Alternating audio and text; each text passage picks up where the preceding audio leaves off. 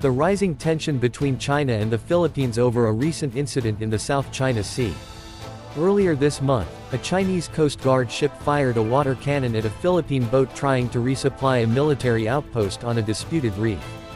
The Philippine military resupply mission was hit with a water cannon from a Chinese Coast Guard cutter. The Chinese Coast Guard also allegedly used a water cannon against Philippine Coast Guard vessels escorting a resupply mission for Philippine troops aboard the BRP Sierra Madre in Ayungin Shoal.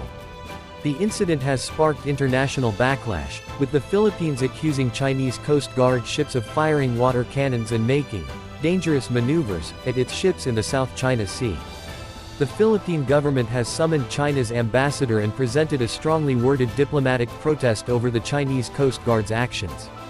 The situation has highlighted the shortcomings of the Philippine authorities, specifically the Coast Guard, regarding the use of its vessels that are clearly outnumbered by what the Chinese have mustered during the incident. Maritime experts predict that China is betting on the fact that the BRP Sierra Madre has slowly become more inhabitable for assigned Philippine Marine Corps onboard through time, eventually making it effective for China to get control over Ayungin Shoal eventually as its latest holding in the West Philippine Sea. The Philippine Coast Guard has an opportunity to push for funding or support from the national government to buy additional white hull vessels, that further push its capabilities in making sure that any future replenishment missions they escort have a higher chance for success. The Philippine Coast Guard currently has 10 Parola-class multirole response vessels and 2 Teresa Magbanua-class multirole response vessels, which is not enough for the Maritime Law Enforcement Agency to further pursue its presence-related operations in the area.